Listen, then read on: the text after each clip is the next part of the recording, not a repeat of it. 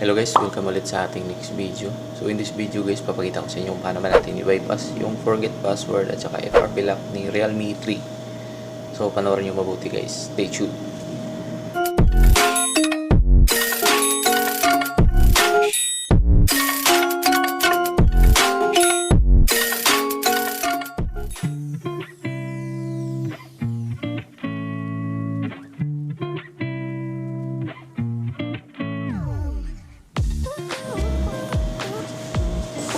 So makikita nyo dito guys, meron siyang password. Ayan. So ito nga pala yung likod niya guys, kulay blue. So ayan. So ang first step lang naman natin dito guys is need natin siyang i-turn off. Ayan. So ayan guys, turn off lang natin. So kapag na-turn off na natin guys, ang next step naman natin is press natin yung volume down tsaka power button ng sabay hanggang sa lalabas yung recovery mode. So ayun guys, makikita nyo meron ng recovery mode. Hintayin lang natin lumabas yung recovery system. So patong na natin dito guys.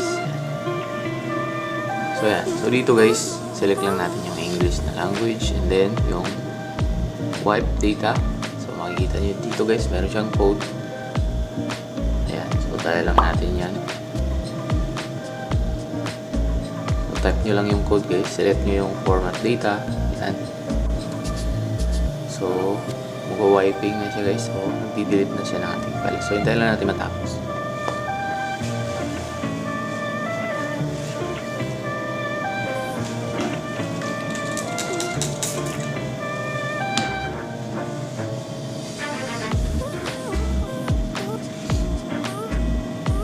So yan guys, may lumabas ng wipe successfully.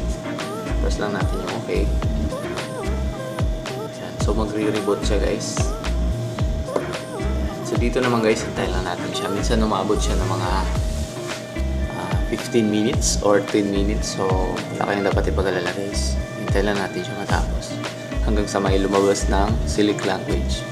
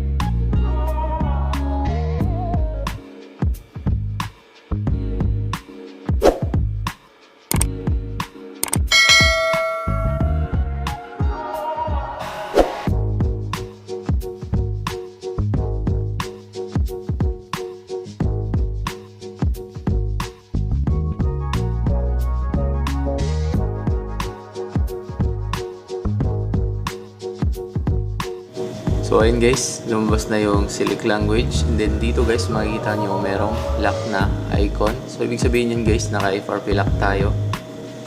So required pa rin tayong ilagin yung previous Google account natin o kaya yung ating previous password. So panoorin nyo mabuti guys, dahil mapakita ko sa inyo kung paano siya i-bypass step by step.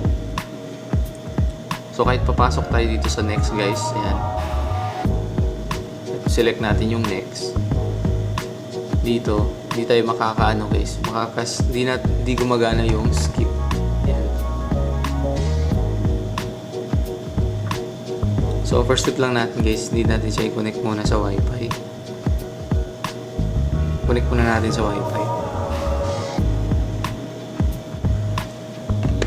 So ayun guys, na-connect na natin sa Wi-Fi.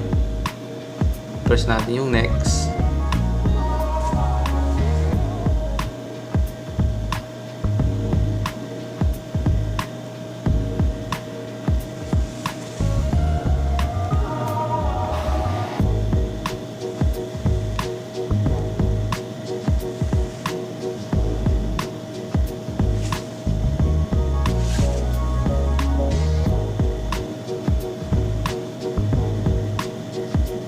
So ayun guys, gaya nung sinabi ko kanina, required pa rin tayong mag-login ng ating previous password o kaya kahit i-cancel natin guys. Yan. Hinanap pa rin niya yung previous Google account natin. So dito guys, back lang tayo. Yan. Back tayo sa pinakauna. And then dito sa emergency call, yan. Pasok tayo dyan. And then dito guys, dial lang natin itong code. So asterisk number 813 tapos number sign. Boom. Yo. So ayun guys. So yung 813 guys, gumana siya sa ating Realme 3. So kahit na-update na natin yung ano nito guys, pakita ko lang yung software version niya. Ayan, yung current version niya. Ayan. So ito yung niya guys, current version niya.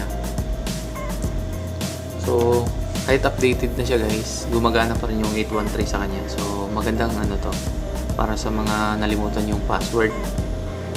So hanggang dito lang yung video natin guys. Kung may natutunan kayo, don't forget to like and subscribe para palagi updated sa mga i-upload kong videos. So thank you very much for watching guys. God bless.